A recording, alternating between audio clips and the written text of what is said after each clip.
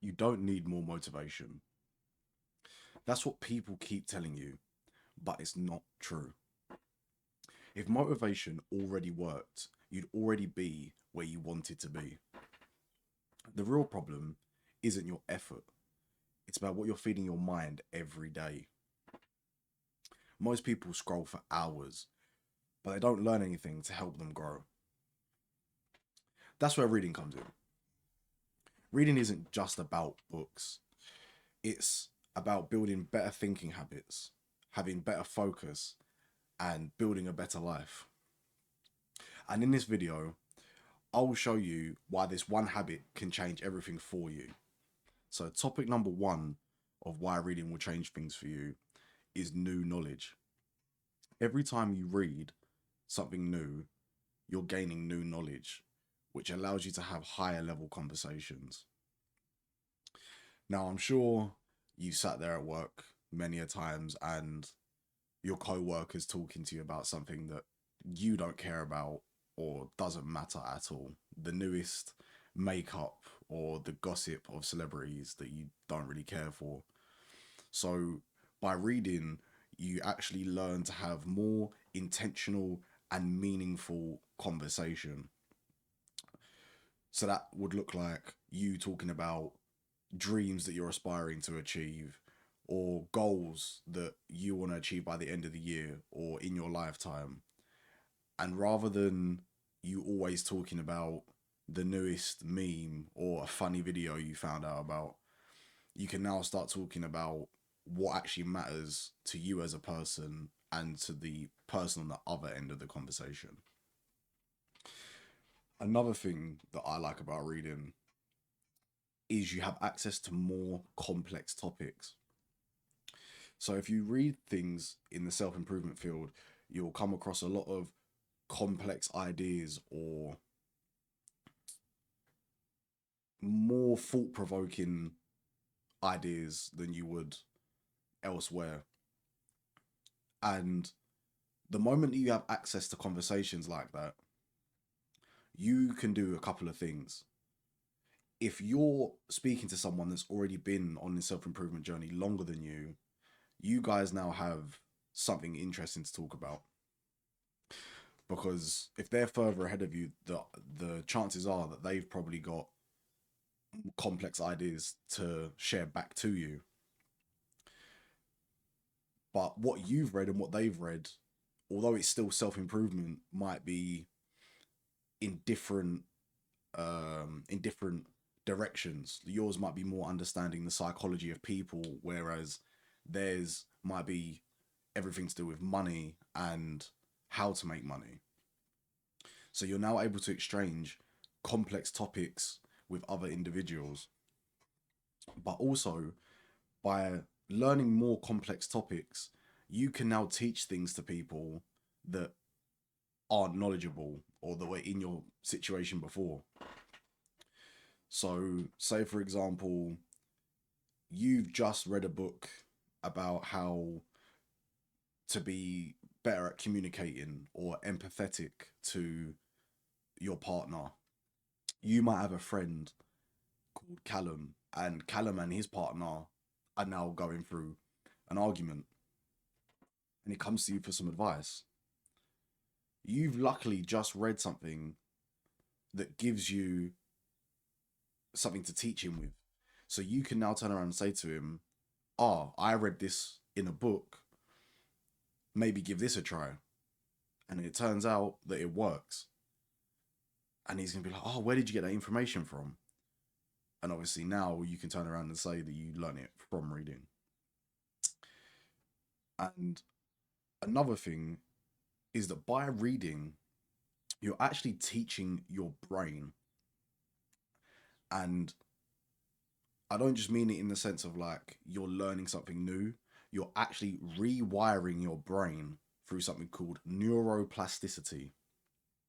And basically, what that means is that every time that you read, you're actually strengthening the neuron centers in your brain, which will help you process and analyze data more. So, but every time that you read, you're reinforcing your language skills because you're learning more complex vocabulary. You're then finding out what they mean, and now you can use that in your everyday conversations. But also, it's also been proven to help with things such as Alzheimer's or dementia. The more that you read, the less prone you are to being affected by those kind of diseases later on in life. So you're physically giving your brain a workout as if it was going to the gym, although it may not seem like that at the time. Then conversation number two that I'd like to bring up today is that it saves you time. And now you're probably thinking, how is reading gonna help me save time if I'm reading and wasting time? Time is one of the only resources that you cannot earn back in this lifetime. And that's why we're actually going to use the books to help us get some of that time back. So, by reading, there's a few ways that you can prevent or gain time back. It's either from solving a problem you're currently facing, or you're learning information ahead of time so that when that situation arises, you're already prepared. So, say for example, you have financial issues, you can go out, find a book for £10, £20, and that can save your whole financial situation. And then that gives you more time to actually worry about things that matter other than the money because you've now gone and used the book to save time, basically. Or in terms of preventing the issue from coming up ahead of time, you might be reading a book on the psychology of people and why people communicate a certain way that they communicate. And that allows you to handle those situations better. If you get into an argument with someone, rather than you just thinking they're angry at me, you can then sit there and decipher what made them angry in the first place. Just more beyond the base level of the emotion. Now, this is probably my favorite thing about saving time with reading. You're basically downloading someone else's life in a couple of weeks to months by reading that book. So, say for example, you're struggling with women or men and you can't figure out why.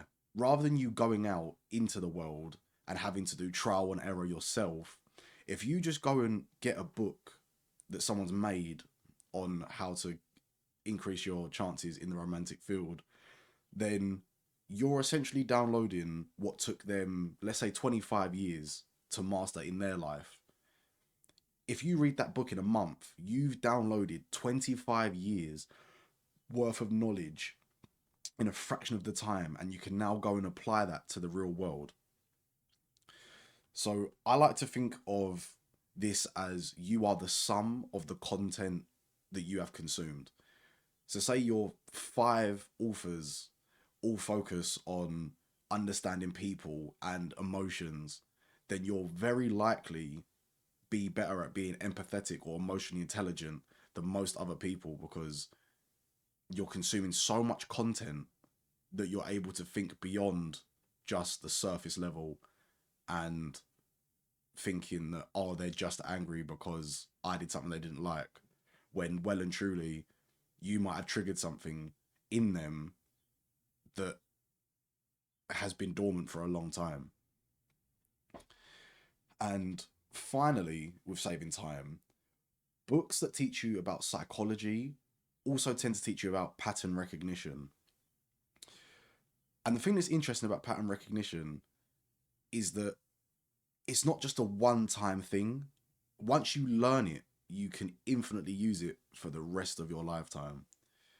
So, a book that is quite interesting is called The Art of Seduction by Robert Greene. And he basically, in that book, teaches you 40 or so different archetypes of people and how each of them operate.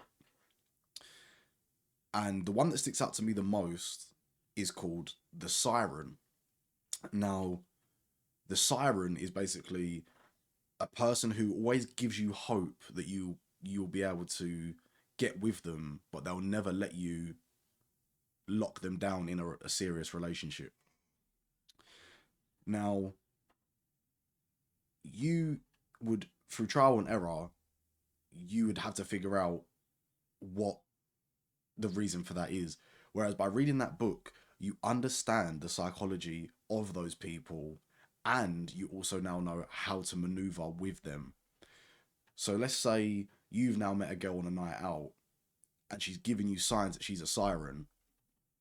You have a couple of options. You either ignore it completely and just continue as you was, or you can use it to help you maneuver the relationship that you and that person will have. If you know that that person is going to be quite hard to lock down and you want something long term, then you now know that that person is probably better suited for fun than they are as a long term partner. So it's not that to use it as a deterrent, like, oh, because she does this thing, she's now relegated. It's more of a warning to you to be able to understand how that person may behave. And then finally today, I want to talk about point number 3, which is shadow work. Now, shadow work is a bit of a strange concept, but basically, it's to do with unrecognized trauma or things that have a deeper meaning that you quite don't realize just yet. So, you may be a people pleaser, and that might stem from the fact that you had a parent that was emotionally unavailable as a kid. And now that that's followed you through your adult life, your whole life is centered around people pleasing. But unless you read something that would be able to help you do the shadow work, you're always going to be numb to the fact. So every time that something happens, you're going to sit there and think, oh, but I'm just trying to make this person happy. What's wrong with me? It's not that there's inherently something wrong with you. It's that the way that you were taught to experience certain things in life come from when you was a kid, and you have to make a conscious effort to be able to change and understand them. And it's not easy. Like having to admit to yourself that you obsess over women because you're secretly insecure isn't an easy thing to do. But if you can now conquer that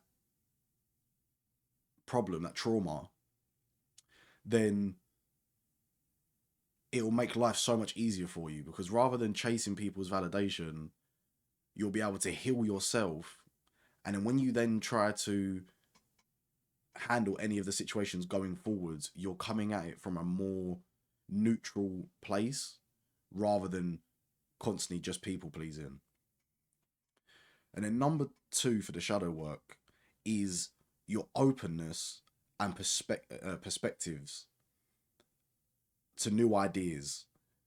So when you're learning about things like shadow work, your perspective really shifts.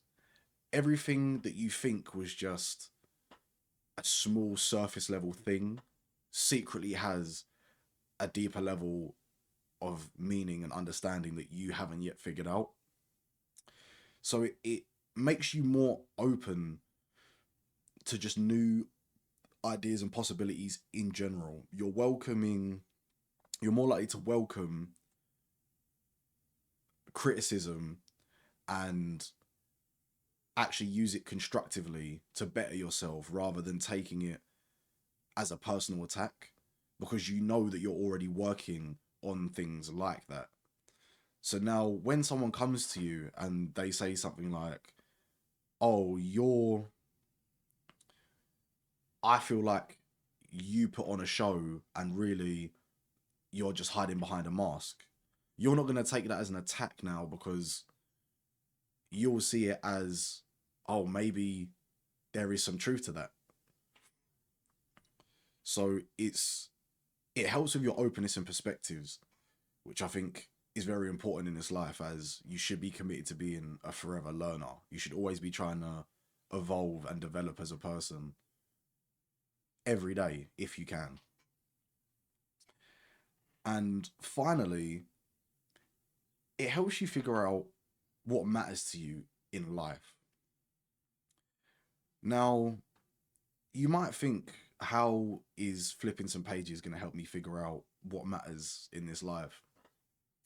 But a lot of the books that you can find, like these ones behind me, will help you with life advice. They'll tell you about not trying to do things to please other people. They'll tell you to only invest your time or attention on things that you're actually interested in. If your friends every weekend want to go to the club, and because you want to be friends with everyone, you're going, but you know that that's not really something you're interested in, what's the point? Let's say now that you already had a side hustle, or had a side hustle in mind of starting, or you're going after a qualification. Rather than going to the club that you don't want to be at, you could have been spending that time elevating yourself in some way, shape, or form, getting that qualification, starting a side hustle, going to the gym. So it helps you actually figure out what you value in this life, and how to maneuver telling people no when you're creating your own path. So, guys, just before I go, I have a challenge for you. Next time that you go past a bookshop, I want you to go in there, go to the self improvement section, and pick a book up off of instinct or name alone. Don't research it, just find one on a topic you're interested in. And then read it and try and apply what you learn in the real world. And let me know if it changes your situation. So that's going to be everything from me today. If you liked the video or you learned something new, subscribe down below. And that's going to be all from your boy Tay Out The Way.